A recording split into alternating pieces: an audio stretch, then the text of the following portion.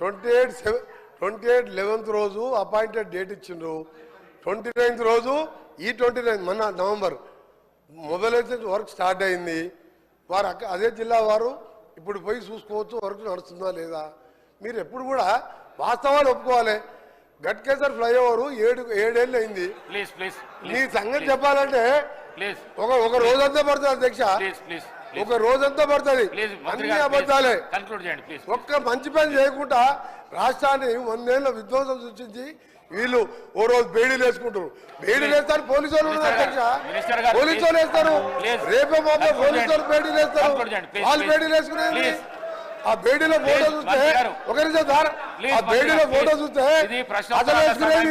అసలు బేడీలు వేసుకునేది ఇద్దరు, వాళ్ళు బేడీలు వేసుకోలేదు.